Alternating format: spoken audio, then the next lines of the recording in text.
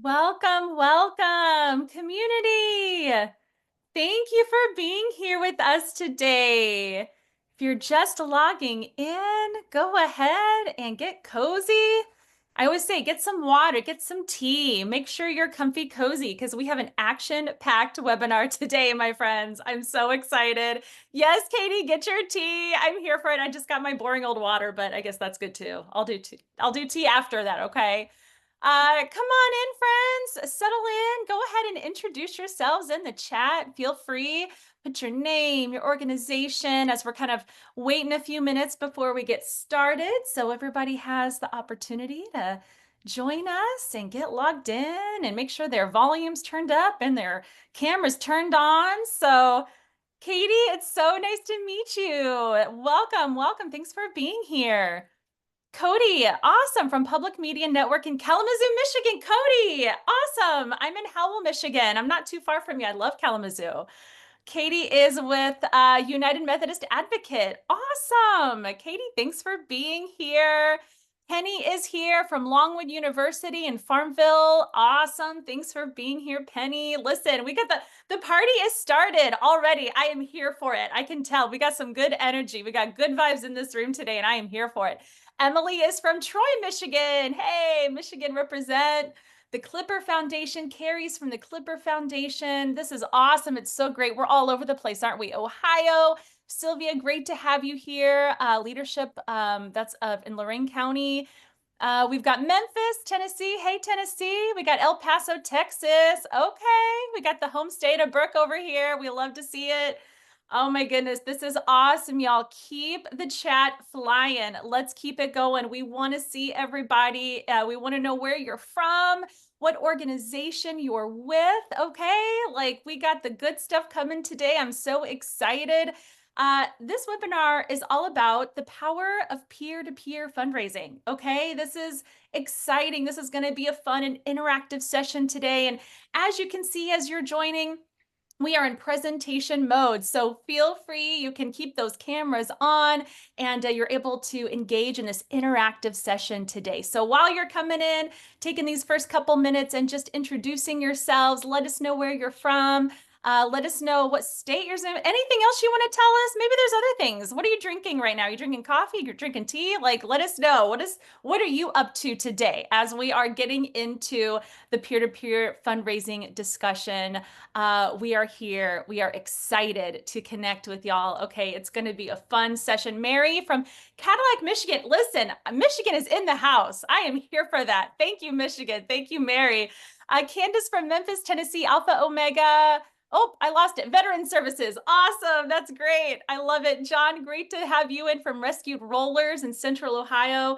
We got the Michigan. We got the Midwest too up in here. I am thrilled about that. So keep all of that coming, friends. Keep those conversations going. Let us know, Ariella, California. Awesome. Keep letting us know where you're from as we're kind of getting started here and welcoming everybody to the Zoom room. So I will go ahead and give my own introduction. My name is Stephanie, your Givebutter webinar host.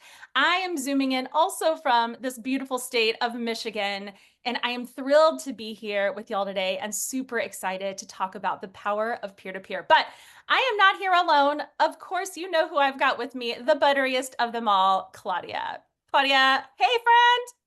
Hello, all. I am just here admiring the chat, just seeing everyone who is showing up and showing out today for our webinar on peer-to-peer. My name is Claudia. I am the Customer Education Manager at Givebutter. You may have joined some office hours. I see some familiar names here. You may have seen us in Givebutter Academy. I'm just so eager to be joining you all for this webinar today. So thank you. Me too, Claudia. Me too, my friend. And listen, we also have the amazing Brooke with us too, okay? She's behind the scenes, running things as always. Brooke, you're the best. Thank you for doing everything for us. We love you, superstar. And as our community continues to join in, let's review some housekeeping reminders as we're getting started. First of all, please remember the recording and slides will be emailed to you after the webinar. Have no fear, we've got your back. Please use that Q&A chat to ask questions. Of course, you can always light up the regular chat with your comments, your feedback, emojis. We always want to hear from you, but of course, always keep it respectful and kind, as you always do, Butterfam. You're the best. And with that, I think we're ready to take on the next step. Claudia, let's go. Yes. So as I'm reading through the chat here, I see that there are a couple of new Givebutter customers here, which is fantastic to hear. I love being able to tell you all what you can expect with our wonderful platform. So for all of our change makers out there, here's a quick reminder of what you can do. So Givebutter is going to be this all-in-one fundraising platform. We have all of these amazing tools built for modern nonprofits. Emphasis on modern nonprofits, those who want to raise more and stress less. So we have everything from donation forms, fundraising events, built-in donor management and marketing tools. So yes, you have your CRM and your fundraising all in one tab. And of course, we have some seamless payment methods. So ACH, Venmo, credit card, debit card, Apple Pay, Google Pay. We have so much to offer your supporters here. So this is going to be everything you need to manage your nonprofit in one tab. Steph and I have both worked in nonprofits. We know you have many passwords, you have many windows open. Let's consolidate that all into just one seamless tool. And speaking of tools here, you asked and we listened. Brooke, if you can take us to the next screen. We have heard from so many organizations who have dedicated themselves to sharing their feedback with Givebutter that their biggest headache is getting event registrants to actually create a fundraising page. So if you have a walkathon, if you have some sort of event-based peer-to-peer fundraiser, you want to make sure that individual is purchasing their ticket, but also going on and actually creating their profile to help you out here.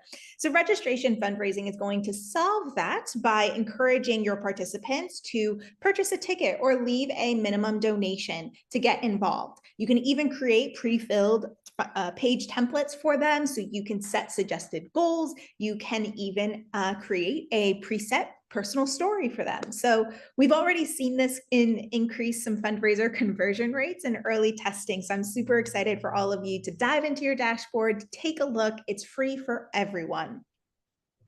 And in some other news here, we are going to fundraise like it's 2025 because, my friends, it is. We have released our new Modern Fundraising Fundamentals badge, and this is going to help you recognize that you have the tools to use new online platforms and methods and strategies to launch modern fundraising campaigns, particularly for those digital-first donors. It's just the way that we are moving. So we are so excited to release this badge, inspire you and other fundraisers everywhere to raise more and do more using Givebutter's tools. Thanks, Brooke. Take it away, Steph. I love it. Thank you so much, Claudia. Let's get that badge. We all need to get that. I need to get in there and get my badge too. So thank you, Claudia, so much. Let's get after it, community. So let's dive into today's session, friends. The power of peer-to-peer. Quick in the chat, like, let us know, what do you think of peer-to-peer? Are we happy about peer-to-peer? Are we confused? Are we excited? Like, where are we when it comes to peer-to-peer fundraising? And I know that can look like a lot of things. So it can be a lot of emotions and a lot of feelings coming up. But we're going to dive in. And this session really today is just going to help you feel so empowered to launch a successful peer-to-peer campaign. So to get started, what is peer-to-peer fundraising? Okay, I love it. Okay, so hold on. We see some colleague to colleague, scared of execution. Emily, I feel you. That's okay. We've got this. John loves the idea of peer-to-peer. Katie feels slightly nauseated at the thought. Oh, Katie, listen, you're not alone, okay? You are here amongst others who feel your pain, but also there's a lot of encouragement here for you too, my friends. So we're going to dive into it. Peer-to-peer campaigns empower your supporters to raise funds on behalf of your nonprofit by asking their friends, family, and network to give. That's what it's really all about. We've all seen this in action, and most of you have probably participated in some type of peer-to-peer fundraiser yourself, right? In fact, story time, I participated in a peer-to-peer event last month for the Humane Society that I support. Each year, the Humane Society that I volunteer with, they host an event, their Walk, Wag, and Run event, where participants raise funds to support the animals in their care. And then we all gather together to enjoy a big fun activity, an event to celebrate the organization. My friends and family generously gave to my fundraiser, including Claudia. Thank you, Claudia. You're the absolute best. To help me reach my fundraising goal, which this year was in honor of my dog, Wyatt, who passed away in May. Very, very tough. But my community rallied to support me and the Humane Society's wonderful programs and services. So it was bittersweet, but a moving and meaningful event for our family this year. And thankfully, I was able to surpass my fundraising goal to help animals in need in honor of my sweet pup. So there is a beautiful, purposeful power to peer-to-peer fundraising, and it's a wonderful tool to help your nonprofit expand your community as well as bring in those needed funds, right? So keep that chat going. Still, thank you so much for all of the amazing comments and feedback. This is great. Keep it rocking and rolling. So peer-to-peer fundraising can have a massive impact for your organization. So let's dive into that. And if you want to throw up that next slide, Brooke, you're the best. In 2023 alone, the top tier peer-to-peer fundraising programs in the US raised $1.1 billion in collected revenue. That's with a B, friends. Holy moly. And by 2024, revenue grew by 3% for the top 20 peer-to-peer fundraising campaigns. I mean, the proof is in the pudding. Those are incredible numbers. So let's explore some key reasons why nonprofits choose peer-to-peer as a fundraising strategy, just to kind of like help us set the stage a bit. Peer-to-peer fundraising can do quite a few things, but let's highlight the big ones. Creating a friendly competition. Peer-to-peer campaigns often raise funds quickly because they add this gamification and competition with team leaderboards, individual fundraising goals, and fundraising thermometers. You save time and money. So people who participate in peer-to-peer campaigns are volunteers or volunteer supporters of your fundraising, which can reduce costs and save time for you and your staff. It expands your network. This is one of my favorite things. So every peer-to-peer or team fundraiser participant opens the door to new networks of potential donors for your organization. You know, when I reached out for the Humane Society, I was reaching out to friends and family. Claudia, who doesn't live anywhere near my state of Michigan or doesn't know my Humane Society, was giving because she was supporting me as a fundraiser. And this nonprofit is important to me. So now Claudia knows about the Humane Society through me. So it's expanding that network for your nonprofit. It helps you empower your supporters. So a peer-to-peer campaign allows your most passionate, engaged followers to become advocates, strengthening your relationship and their commitment to your cause. We love to see that. And lastly, it really builds a movement. In his Mobilizing Funds webinar, the wonderful fundraising expert who we all know and love, the wonderful Floyd Jones, describes it like this. I see peer-to-peer and movement building as one and the same. It's not just about the funds. It's about who you're partnering with to propel your movement forward. The fastest way to ignite the movement and gather momentum for your cause is peer-to-peer fundraising. And nobody says it better than Floyd, right? We all know that. So peer-to-peer campaigns make fundraising personable and scalable. They spread hope. They spread inspiration. They spread community, right? It introduces your mission to people who may have never heard about your nonprofit, and it builds your community to engage your supporters. And they're very successful fundraisers to boot, right? So some of you may be thinking, well, isn't peer-to-peer just crowdfunding, right? And actually, it's not the same. There are some differences. So let's talk about it. So what I love is with peer-to-peer, the fundraisers sign up to solicit donations on behalf of your organization versus crowdfunding is more the organization puts up a campaign and of course directs everyone to provide support, right? So it's, are you doing it yourself through one campaign or are you having your community reach out and fundraise on your behalf? Also, with peer-to-peer, you're utilizing multiple fundraising pages because every fundraiser has their own page with their own goal versus just the one campaign page that you're sharing. And of course, peer-to-peer focuses on recruiting fundraisers to expand your community and raise funds versus just receiving donations, right? So we love that. We of course you probably have lots of virtual campaigns throughout the year, but a peer-to-peer campaign is really helping mobilize your supporters to go out to their communities and fundraise on your behalf. So the outreach is absolutely massive. So let's just pause here. How are we feeling? Have we changed our minds at all on peer-to-peer? Are we feeling a little bit better? Let us know. We want you to get pumped up as Claudia and I are about peer-to-peer. But now that we have a little bit more of an understanding, let's talk about how to build a successful peer-to-peer campaign. And there is nobody better for that job than Claudia. Steph, thank you so much. I just want to call out, I've been reading a bunch of the comments, answering some questions here. And I want to call out Leah's comments here. As a founder of a nonprofit, I think my friends and family are sick of my fundraising requests at this point. I can completely understand that sentiment here. But I really want you to ease into what Stephanie had mentioned here. Stephanie is a volunteer at the Humane Society. She fundraises every year. She participates in this peer-to-peer fundraiser each year. So just thinking about how you can kind of create some sort of structure around your fundraising. So it's not just an ask each month, but it's something that you're using to rally your community. So now that you know exactly what peer-to-peer is, let's talk a little bit more about how you can host your own successful peer-to-peer fundraiser here. So with Givebutter, I have a little pun here in my note. You better believe it. Many organizations are already thinking about the fall and Giving Tuesday and just overall year-end fundraising. So think about those organizations that are already in the middle of June thinking about what their fundraising is going to look like months from now.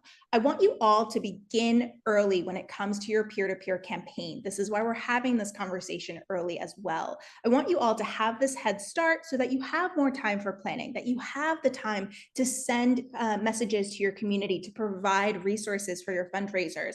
We don't want to have a tight turnaround. I don't expect any of you to launch a peer-to-peer campaign tomorrow or next week. I don't want any of you to feel that burnout here.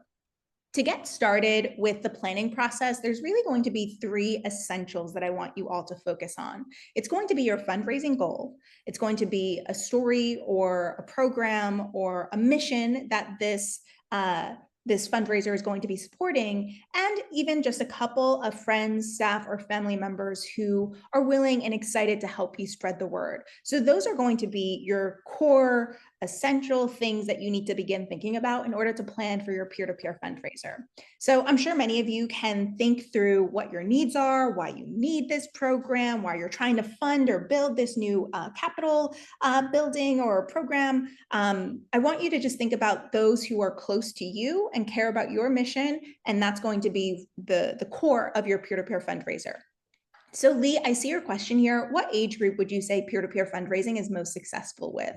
And I think I want to say when we're thinking about fundraising in the modern age, we're thinking about digital tools. And so you're typically going to find generations that are more comfortable with tech tools and softwares and platforms to be the most receptive to creating these profiles.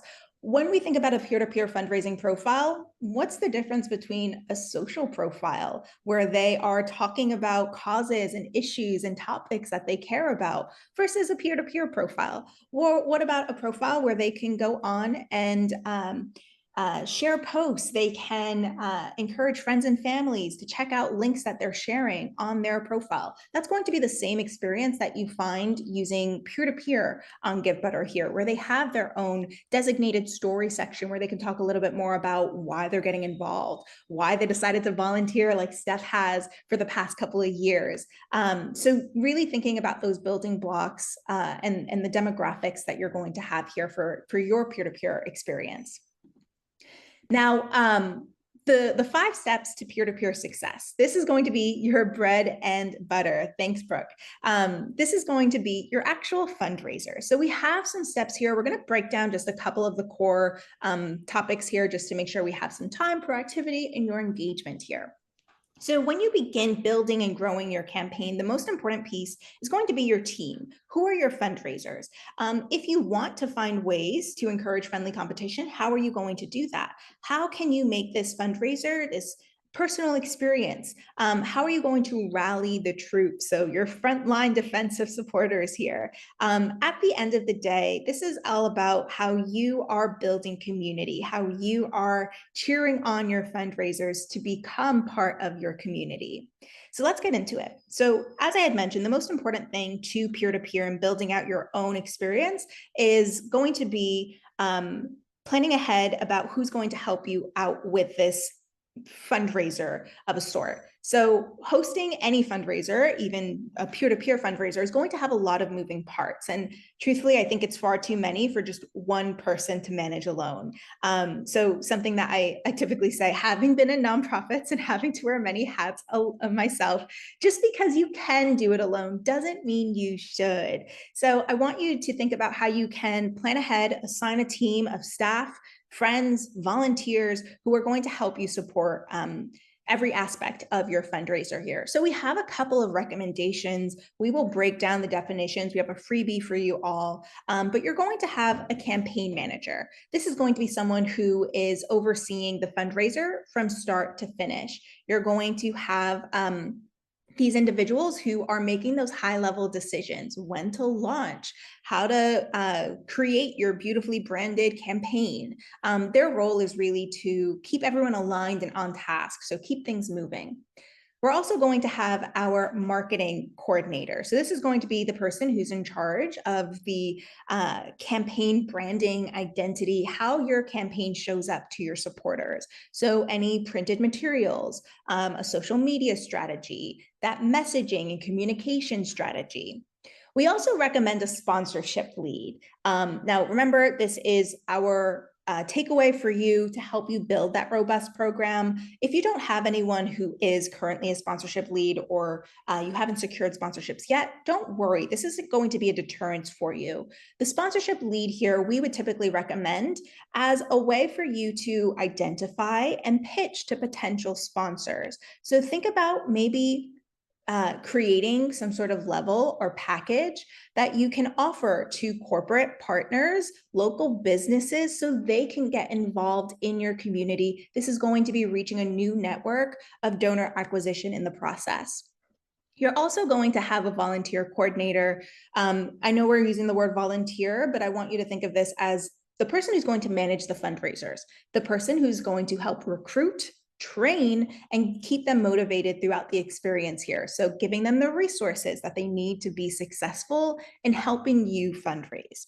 And then we also have the donor stewardship lead here, who is going to craft that donor communication and engagement strategy. So an important piece to actually having individuals give to your cause through peer-to-peer is retaining those donors. And if you are not inviting those donors into your work, you're not showcasing your mission, you are not thanking them, they are not going to give again. So I want to draw back to Steph's example. Stephanie posted about this peer-to-peer fundraiser that she was participating in. She had a very heartfelt, moving story along with it.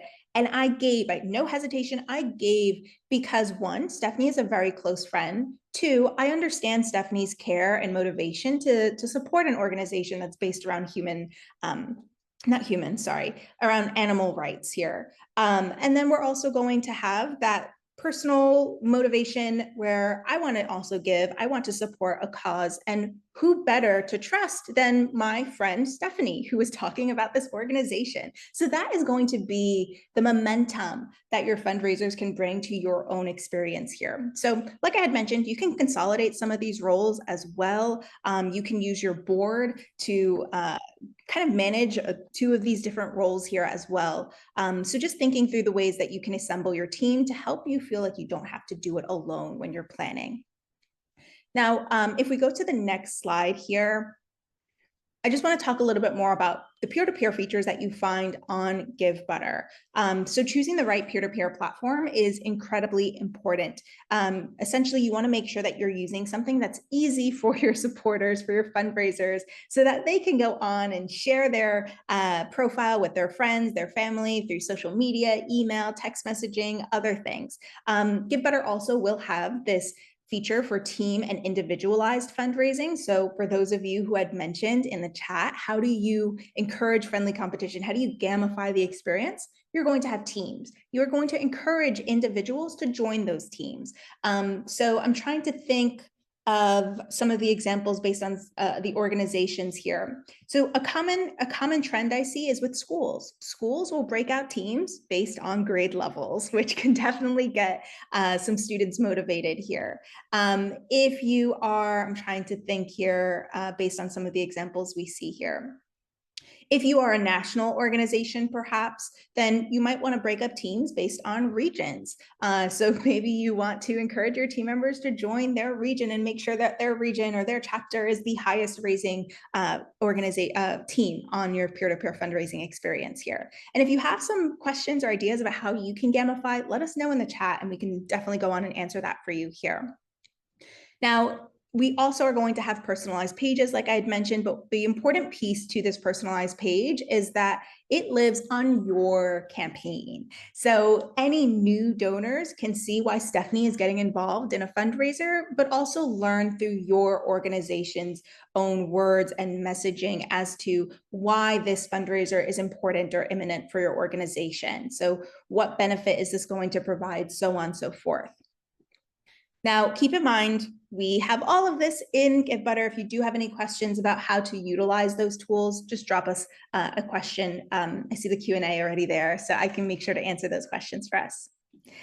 Now, moving forward, Brooke, like I had mentioned, I'm going to jump around and I'm going to talk about some of the most important pieces. So rallying the troop is really about building your team. So identifying the individuals, the fundraisers who are actually going to participate, who are going to be enthusiastic about your cause. So this could be board members that you already have. You have a leadership or executive board. Encourage them to create that fundraising profile. You maybe have a good handful of volunteers. Those are going to be individuals who are going to create that peer-to-peer profile. And tap into your loyal donors as well. So donors who consistently are giving to your organization, you can track those trends in your Givebutter dashboard as well. You can see the top % of donors. If you find any donor who has consistently given to your organization or has shown up in other ways for your cause, coming to each gala that you have each year, invite them to become a fundraiser as well. So I want you to start building that list as you're thinking through your fundraising, your peer-to-peer campaign and that fundraising strategy. Make it long as well. Think of any and every person that comes to mind that would want to get involved in this experience. Leah, if that's friends and families, this is going to be a way to build and craft that movement, that momentum for your friends and family. So it's not just as if you're always asking for a contribution, you're asking them to get involved now. Now, when you're ready, you can personally invite each person to become a fundraiser. So you can give them a call, go out for lunch with them, something that feels a bit more personalized than just a mass email that goes out asking them to join. While that is an option for individuals who you're unsure if they're going to join as a peer-to-peer fundraiser, for those individuals you have that working relationship with already, I want you to make sure that you go out of your way to have that one-to-one invitation with them. Then you can go on and build out an instructional guide on how to create their own profile. You can manage their profile if need be. I know that some of us may be a little less tech savvy, but the core thing is that they have that profile that's ready to share. So they can share it in an email if that's their groove. They can post it on their Facebook if that's going to be the best way to spread the word. So giving them these various options as they are beginning to fundraise here.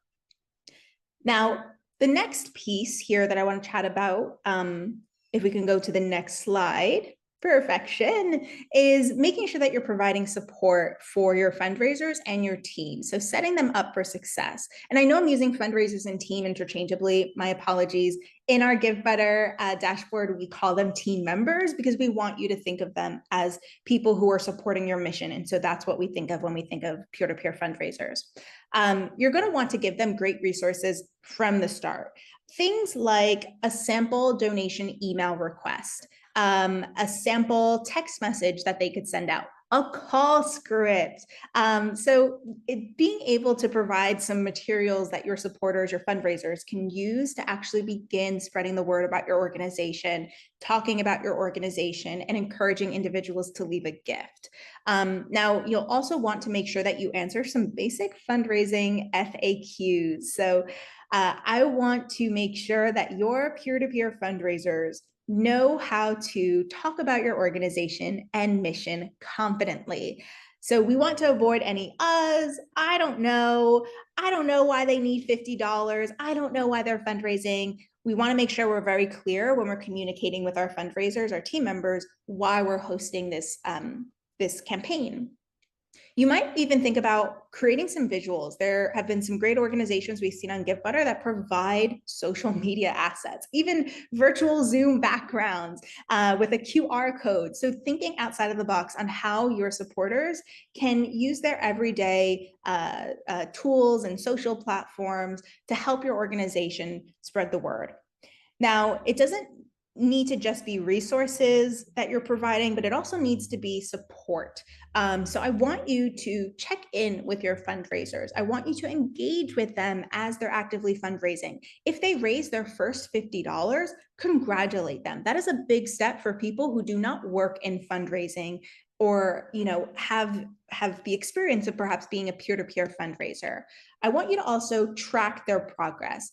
What's working for them and what's not. A neat little feature you'll find in Givebutter is you can actually track invitations. So if you have a fundraiser who has not sent any invitations through our platform, maybe chat with them. Ask them what's impeding you from reaching out to your social networks? Is there anything we can do to help support you in this process?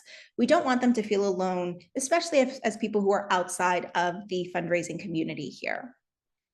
Now, I did mention I want you to cheer your fundraisers on as well. And that can go beyond just one-to-one conversations. I want you to put that on blast. Thank them. The same way you would put energy into creating a beautiful graphic for your sponsors to acknowledge their support, I want you to do that for your peer-to-peer fundraisers as well. That's going to be a way to encourage them to continue fundraising. Come back next year when you host your next peer-to-peer fundraiser. So celebrate their wins, whether it's big or small.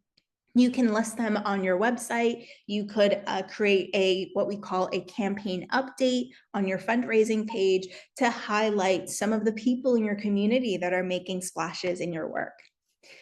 So with that said, I hope that was a little bit helpful in helping you plan and strategize how to build the momentum around your peer-to-peer campaign. Amazing. Thank you so much, Claudia. So many good questions came in. So we got to a few. There's still a few that we can kind of answer live. I think that'll be helpful towards the end of the session. So thank you so much. Keep those questions coming. Feel free to use that Q&A feature for that as well. We'll make sure that we get to as many as we possibly can. So are we feeling a little bit more confident now after Claudia walked us through how to get everything set up and prepped? I hope so. And listen, there was a good question that came in, Louisa, should new organizations have perfected their crowdfunding strategy before trying peer-to-peer? It's a great question because we feel like that's what we need to do, right? We need to have everything perfect. We need to know exactly, we need to have had success doing this before. And I hear you on that. But the answer really is, as I said there, not necessarily. No, like any organization of any size, whether they're new or been around a long time, small team, volunteer team, or paid staff team, can run a successful peer-to-peer campaign because not all peer-to-peer campaigns look the same, right? So a peer-to-peer campaign can be 10 people. It can be 200,000 people, it can be any amount. It can be tied to a physical event or be virtual only. So there's so many things to think about as you're building out and planning your peer-to-peer campaign. So No need to strive for perfection. No need to have done this a million times before. Just make sure that you're utilizing some tools like the resources and tools that we provide to help you plan and get started. And just make sure that like you have a goal in mind, you've got a timeline prepared, you've got folks to ask to sign up to fundraise. So you're all set. You're on your way, my friends. So, all right. Let's dive into a fun activity, okay? So, when thinking about asking our friends and family to support our campaign, it's helpful to keep in mind the magic of messaging. So, we have a fun little interactive activity that we are going to do together. So, Brooke, I'm going to have you just turn on to that next slide, my friend, and we're going to get this on the road. Imagine you're texting a friend to ask them to fundraise with you or support your cause. Just an honest, quick message from the heart. What would you say? The following, so we're going to go through a few slides together. The following are some less than great examples that we're going to talk about, and we'd love to hear from you as to why they're not good and how we could make them better. So we're going to go through about 4 slides here, and in the chat, go ahead and throw in there, why is this not great? What is not ticking with this one, right? And then, of course, we would like to have people perhaps come off mute, maybe one per slide, and just let us know what would you do to make that a little bit better. So let's go on to the next slide and start with the first one. I'll read it for us. Hello, I am fundraising. Please donate. Thank you. Okay, I know this is a little obvious maybe, but let's hear in the chat, what's wrong with this? Yeah, Cody, exactly. No reason or story. Why should I give, right? It's not specific. Katie, exactly. It's boring, Lori. Exactly. It's blah, Steve. No personalization. This is exactly correct. It's insincere. Yeah, for how much money? There's nothing there for us. Would anyone like to come off mute and just give a quick little, what's a little quick thing you would do to make this message a little bit better? If we have any brave volunteers out there. No worries if not. No worries if not. Hey, Stephanie, Demetrius here. Dimitri, I'd love thank to see a you. name, a link. Hi, guys. Everything that folks are putting in the chat, but now that I look at it for the umpteenth time, a first name. I think there's great data goes a long way, but a lot of specificity in the ways that we already said otherwise. Demetrius, thank you so much. You are spot on, my friend. A name. First of all, hello. Hello, Bob.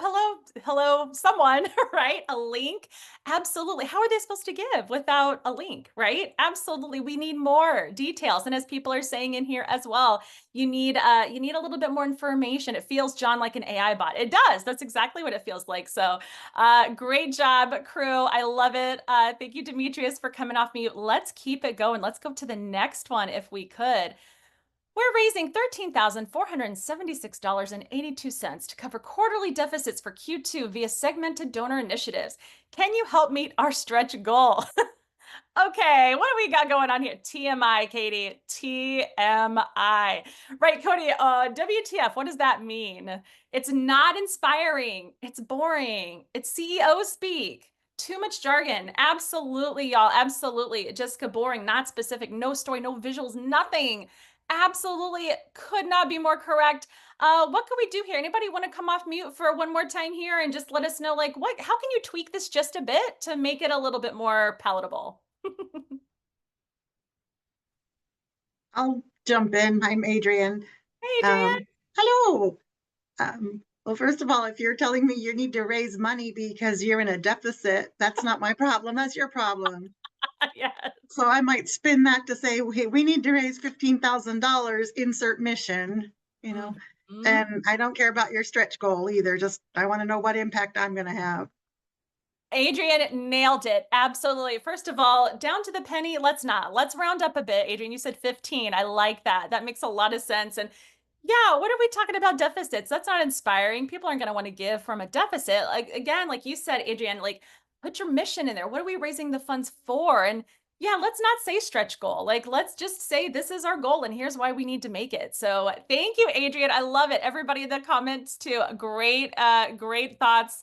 Katie, we urgently need blank to meet the need blank. Yeah, exactly. Exactly. This is great. Y'all are just on top of it. You're on fire. Okay, let's go to the next one here.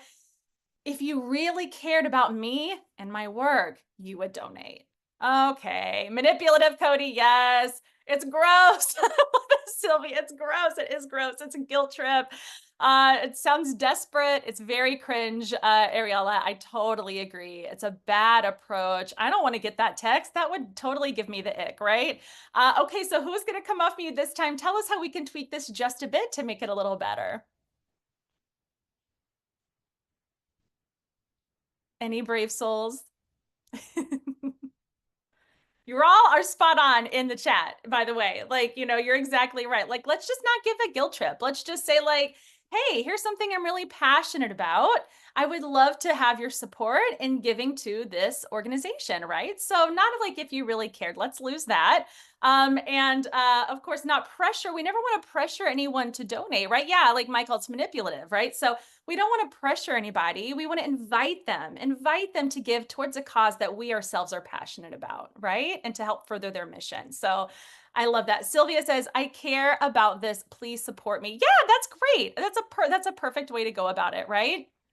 Great feedback, y'all. Okay, and we got one more that we're going to throw out to y'all.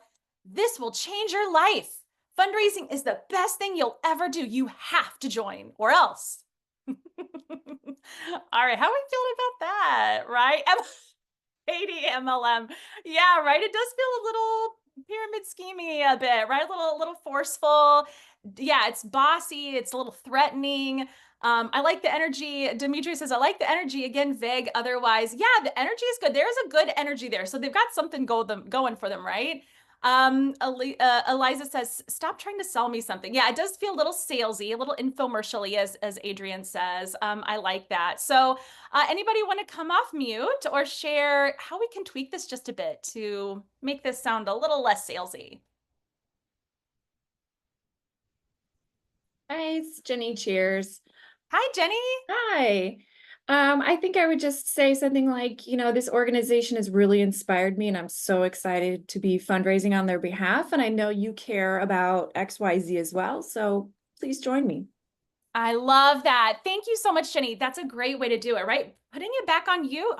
This is something I am really passionate about. I know you. I like how, Jenny, you said, like, I know that this is something you care about too, right? So that's something like in our peer-to-peer example, I was raising funds and Claudia gave to me because, of course, like we're very good friends, but also she has dogs herself. She cares about rescue too, right? So she's like, yeah, I want to give to this. This is something I identify with as well, right? So sharing it with people that you know are also kind of on board with that mission is really wonderful. And of course, taking out the bite there, like you have to join or else. Like we just want to keep it positive and kind and welcoming and not so scary or salesy, right? So I love that. Thank you all so much for participating in this little activity. It's really just helpful, I think, to hear from other folks, right? We want to hear, you know, kind of bounce ideas and kind of make sure we're all aligned and kind of on the same page when it comes to things like messaging, because messaging is very important. So was this helpful at all? Do we feel maybe a little bit more prepared to talk about, you know, your future fundraisers with your connections? Yes, very helpful. Oh, I'm so glad, Sylvia. I'm so glad, Demetrius. That's great. Claudia, we're feeling pretty good over here, but also, you know, this is a lot. So what should we think about as far as next steps? Yeah, before we jump into some best practices here, I just want to call out, as important as the ask is the thank you.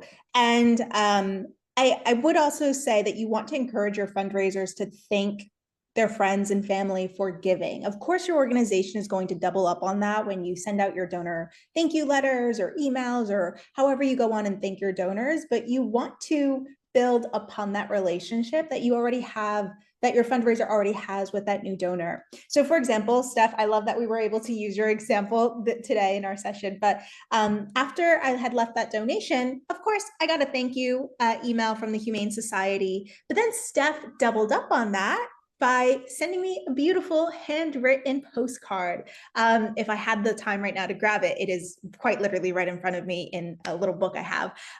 But just that little small action that she took to go out of her way and thank me for supporting her to support a cause she cares about, it just meant the world. And personally, because of that strong relationship I already have with Stephanie, the next time Stephanie goes on and fundraises, I am going to be there and I am going to be championing her because I know how much this means to her. So just something that I want you to really ensure that you convey to your fundraisers, that they should go on and thank the individuals who left them a donation as well. All right, so let's talk through some myths actually and some best practices to help you better grasp how to host your successful peer-to-peer experience here. So as I chat with organizations using Givebutter, there are two common sentiments I hear, and I mean each and every time I host an office hours on peer-to-peer. So I want to help us move past this cloud of doubt and maybe clarify a few things. So myth number one, it's difficult to manage. Peer-to-peer fundraising is too hard. I can't start. I don't know how to start. It's going to be too much. That is something that might have been true years ago, but not quite today when we have all moved digitally and have the ability to easily and quickly communicate with one another. So like I said, with the right tools, peer-to-peer is going to be an accessible and viable option for everyone, no matter your nonprofit size, no matter the number of team members you have, no matter your budget. This is going to be something that can help you with your fundraising strategy here. So as I had mentioned with Givebutter, as a gentle reminder, all of your information is in one place. So you are going to manage those fundraisers, those incoming donations, people who have fundraised for you in the past, how your donors know one another through relationships. There's going to be many different features that I want you to think creatively how you can use to continue and sustain this peer-to-peer strategy. Something else I want to note is that your fundraisers are going to have, I always call it a fundraising mini hub, but think of it as their own toolbox where they are going to have the ability to send out donation requests via email or phone number. All they have to do is enter the name of the individual, their email or phone, and click send, making it really simple for them. They are also going to have the ability to, within this little portal, make any additions or updates to their profile, update their fundraising goal if they already met their goal. So they are going to have access here to manage on their end. So you don't have to feel overwhelmed with having to manage all of those moving pieces for them. Now, the second myth that I often hear is that the supporters won't follow through. In fact, I actually think I saw that. I don't know if it was in the Q&A or in the chat here. So I hear it. I don't think my supporters will sign up or follow through. If they create a profile, they probably don't even go on and raise. Totally understandable concern. I get it. The truth is they will. They will when they are given clear direction, they feel supported, and they feel they're part of your community. If you tell someone to go on and create a fundraising profile and they don't know how to manage it, they don't know what the next step is, they don't know how to talk about your organization, of course they're not going to be able to go on and fundraise because they're not equipped with the right resources to effectively do that. And with the right support and celebration, I think you all know you can create an environment where your fundraisers feel very involved. They feel encouraged, inspired to go on and fundraise for your organization. So all of that translates into action. So for the second myth right there, it's not just your fundraisers. How can you give them the support that they need? Personally, I love peer-to-peer as a fundraising strategy. I always say this. It is going to be the best way for those newer, smaller nonprofits to acquire donors. You are tapping into the network of your existing network. They're tapping into their network of their network, and it just tenfolds here. So it is a very powerful tool to use when you're thinking about your fundraising here. Now, if we move forward, I want to talk a little bit more about how you can go on. Oh, Brooke, there we can go.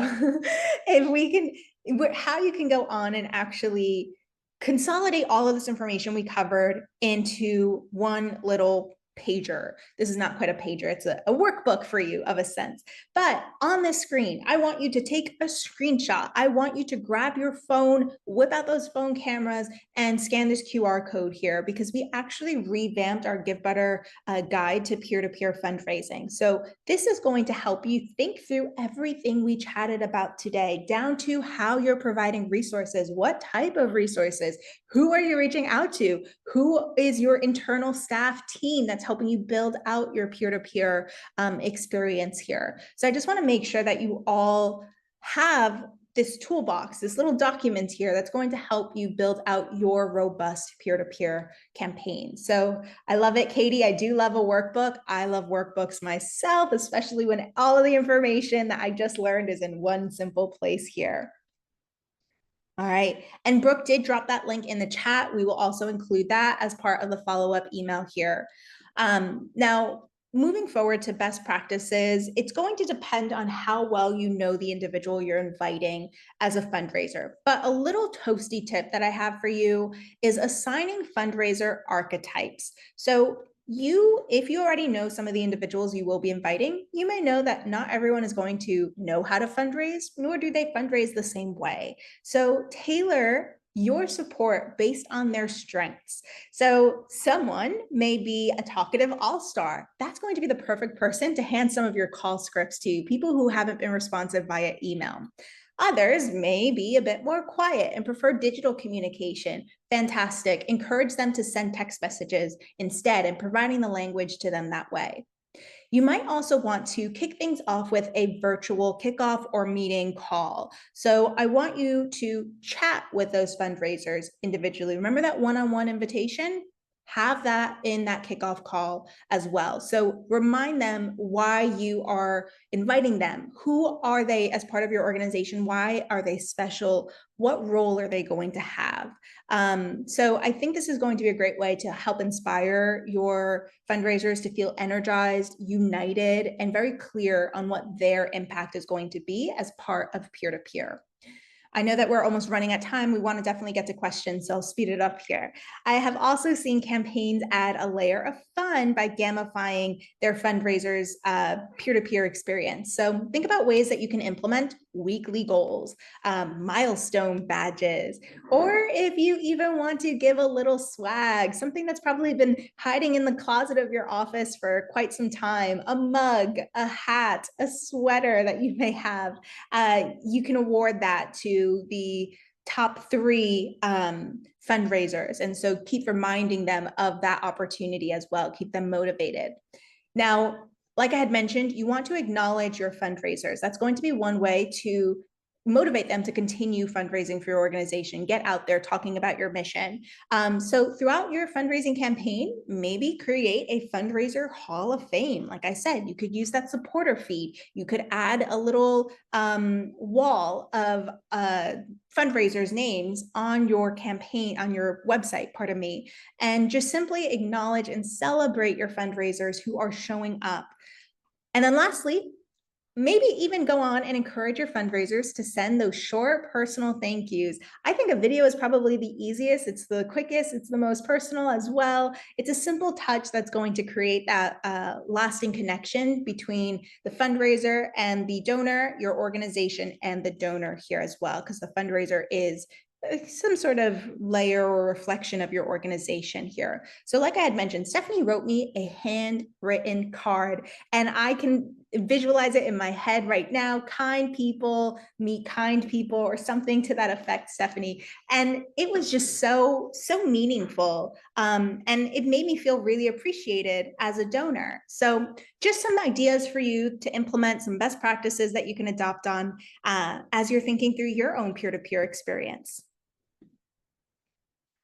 I love that. Yes, absolutely, Claudia. Great tips. Can we get a little hand for Claudia? Like setting us up for success. I am here for it. We are so grateful for these tips and tricks and all the wisdom that Claudia has shared. And so now we have a little bit of time. We do have some questions that have come in. I do have a couple over here on my other screen that came in through the chat. So we can kind of start there. I know there's some in the Q&A too. So we're going to get to as many as we can in our final minutes here. Someone asked, how do we really ask volunteers to fundraise? And this is, I know this is a big deal, right? Because it's like, well, they're already volunteering, they're already giving, or they already donate. Now we're asking them to fundraise. I will just say it could be very surprising how many of your volunteers want to get in on the fundraising action. remember that your volunteers and donors are already invested in your mission. They already care about your cause. They already are here for you. And a lot of them would say, I already talk about how great you guys are to everybody. I would love to invite folks to fundraise for you too. So just think through, of course, your supporter base the best, your folks the best, but what I would just do is make sure that you are having this open and warm invitation and communication with them. You can call them, talk to them in person, or call them over the phone. Hey, we're going to do a peer-to-peer campaign for the first time. We're really excited about this, right? It's going to be a new thing, and you can talk to them about why you're doing it, what your plans are, what your goals are. Of course, you can put together a beautiful email and send it to your supporters saying, hey, here's what we're doing. We're excited to launch this new campaign. We really need your help to spread awareness of our mission and the work that we do to help us reach our goals. So I will say, just don't be timid. And if somebody says to you, absolutely not, I do not want to fundraise, that's okay. It's totally okay. There's no pressure. If they say, I already do this, or I already donate, I don't really feel comfortable going to my community, just thank them for all that they do. Say that's okay. You've given so many other ways. We're grateful for you. And then the other people that are excited to do it and it's a good fit for them and they want to join you, then welcome them in. So have no fear, friends. There was one other one I want to answer here. We have 800 students who will have profile pages. So a peer-to-peer for a school, it sounds like. How much can we do for them? Like uploading their info, pre-populating their profile pages. So I'm going to speak specifically to Givebutter here because this is more of a technical question and I want to make sure everybody knows for Givebutter what this looks like. Okay, and there was another question in the Q&A about this too. So I hope this answers your question as well. So when it comes to our peer-to-peer tool, there is an option to allow folks to register or sign up themselves, or you can, through like the manual option, sign someone up. The thing about it is, through the manual process with our peer-to-peer tool, it's not creating that account for anyone. It's kind of like I always say it's like for show. So it will still show like their name or whatever you put in for them. If you upload a photo, it will show that. If you put a goal for them, it will show. So you can do that. Sometimes that is a good workaround for someone who isn't going to actively be fundraising, as far as like wanting to sign in an account, see who gave to them and all that. So that might be okay. But generally speaking, our recommendation is to have folks sign up themselves. If you're talking about younger folks, then sometimes, a lot of times with schools and things, we'll see families and parents support them and help them through creating that fundraising account, or they'll put it in their own as the parent, and maybe put like a photo of the kids or something like that. So we do encourage folks to do that themselves, and then they can add in their story, their photo, all that good stuff. But yes, the answer is yes, you can support them in that. Like you can even support them through that process if you want on the back end. But generally speaking, folks are going to do that for themselves unless you do a manual ad. But just keep in mind, if you do the manual ad, there's no email address. No one's going to be able to access that account. It's kind of like a shell, kind of just for show on the campaign. And I hope that helps. Claudia, anything else on that piece? Yeah, something I want to tie into that. As much as we want to make it a laissez-faire experience for our fundraisers, that is not empowering them. When they have to reach out to us to make any changes, to add any donations, to communicate with other people, we're kind of actually deterring them from being involved in this process and being a really effective fundraiser for your organization. So what's the saying? If you teach a man to fish, you feed him for life. We definitely want to encourage our fundraisers to learn how to use whatever fundraising tool you're using. If it's Givebutter, we have instructions that you can pass along to them. We want to empower them to be fundraisers on their own so that they can do it easily next year, the following year, and so on and so forth. Absolutely. Great point, Claudia. Great point. A quick one in the Q&A from Sue. Sue, you had great questions in here. Want to add a spot asking for t-shirt sizes? Yeah, for sure, friend. Any campaign that you create in Givebutter, we have something called campaign custom fields. And that is a great tool for you to ask those custom questions like, what's your t-shirt size? And when someone goes through a the process to actually like purchase this, particularly if you're like purchasing a ticket or if you're signed up for like a registration, then of course folks can answer questions that you have. So that would be my recommendation. I also have seen organizations make that as part of like the registration ticket. Like some want a t-shirt, some don't, you know, so, and then you can ask that clarifying size question therein. So I hope that is helpful for you as well, Sue. And then Cody says, how long should a peer-to-peer campaign last?